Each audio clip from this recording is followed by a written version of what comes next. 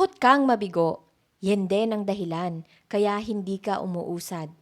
Kaya hindi ka nag-grow.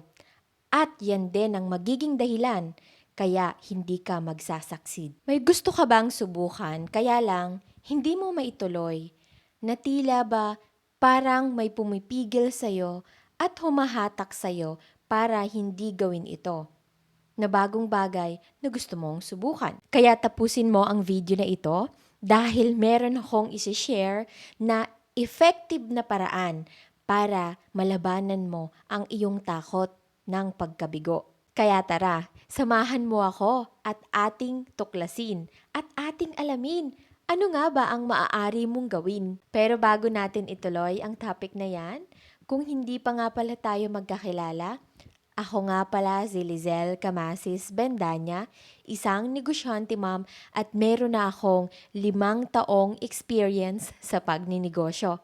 O siya, tara, umpisa na tayo. Nung nagtatrabaho na ako sa isang kilalang BPO company, doon ko na naisipan na mag-testing ng makabagong bagay. Makabagong paraan ba na gusto kong tuklasin at gusto kong gawin. Kaya lang, after 2 years ng pagtatrabaho ko sa BPO company na yon, hindi ko pa rin maituloy yung gusto kong gawin. Lumipas ang ilang taon, 4 years na ako na nagtatrabaho sa BPO company.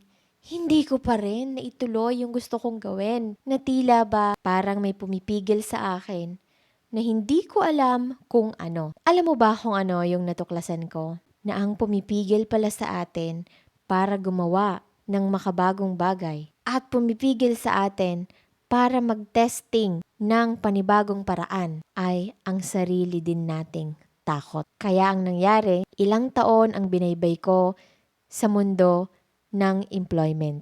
Pero hindi ko maituloy yung gusto kong gawin dahil merong takot sa puso't isip ko na hindi ko matanggal-tanggal at hindi ko alam kung paano tatanggalin at hindi ko rin halos alam kung paano labanan. Dahil wala namang nagturo sa akin. After 4 years na pagtatrabaho nga sa BPO company, decided na talaga ako na ituloy yung mga naudlot kong plano. At nagkaroon na ako ng tapang na harapin ang takot ko. Yon ang kailangan mong matutunan. Paano mo haharapin ang takot na meron ka sa puso't isip mo. Kailangan mong labanan yan dahil yan ang pumipigil sa'yo, kaya ka hindi nag-grow, kaya hindi ka umuusad, at kaya hindi ka magiging successful pag hindi mo hinarap yung takot mo. Fast forward, year 2019 ng December, nag-move ako ng Batangas para ituloy na ang mga naudlot na plano. In short, nung taong 2020, doon na ako nagsimula na mag-explore sa mundo na gusto kong tahakin. Panibagong mundo na hindi ko alam kung ano ang kakahinatnan sa dulo. Nag-testing ng panibagong bagay na noon takot na takot akong gawin kasi baka masabihan ako na failure ako. Kaya tayo takot sa failure dahil takot tayo sa sasabihin ng ibang tao na baka masabihan tayo na, "Uy, tagal mo nang ginagawa yung pagninegosyo, pero wala pa rin nangyayari sa'yo. Failure ka sa mundong tinatahak mo." Takot na takot tayong masabihan ng ibang tao. Na tila ba, parang palagi na lang nating isinasaalang-alang yung sasabihin ng ibang tao. At takot tayo na mag-fail sa bagong bagay na gagawin natin. Kaya ina-avoid na lang natin ito na ituloy. Habang binabaybay ko ang mundo ng pagninegosyo, napatunayan ko rin yung failure ay dapat hindi katakutan.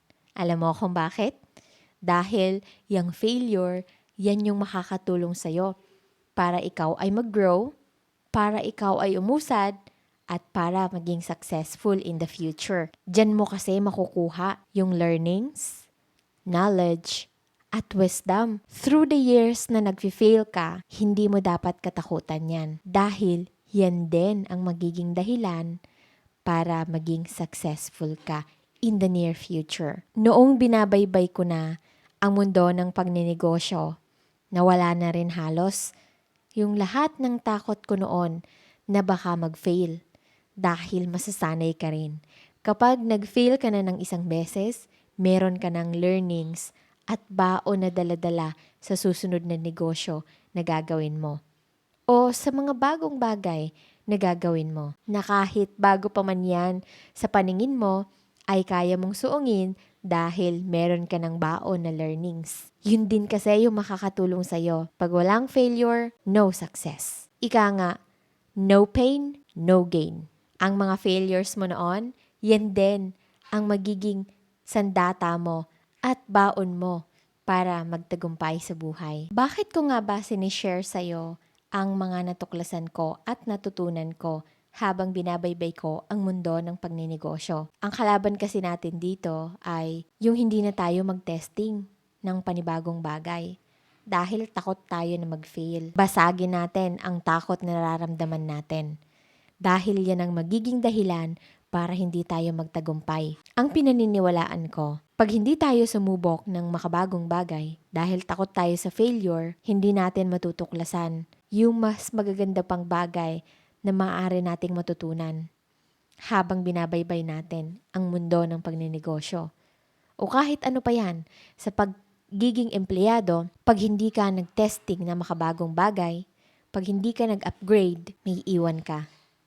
Ganon din sa pagninegosyo. Kailangan suungin mo ang risk. Alisin mo ang takot mo at magkaroon ka ng courage na harapin ang problema, ang stress, ang mga bagong bagay na maaaring makatulong sa iyo tungo sa pag-asenso.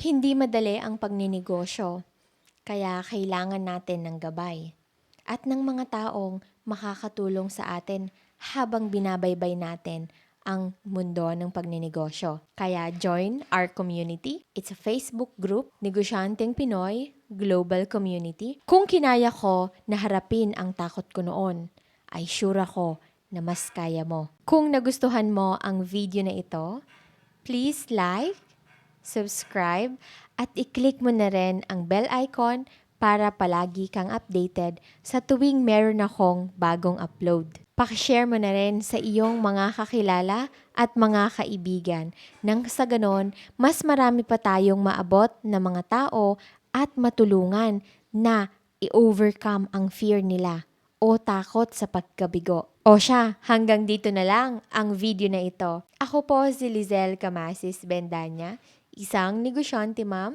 na nagpapaalalang harapin mo ang iyong takot. Walang ibang makakaharap niyan kundi ikaw. At aking pinapaalala na hindi pa huli ang lahat para tuparin mo ang iyong mga pangarap. O siya, hanggang sa muli. Bye! Mahal ko kayo!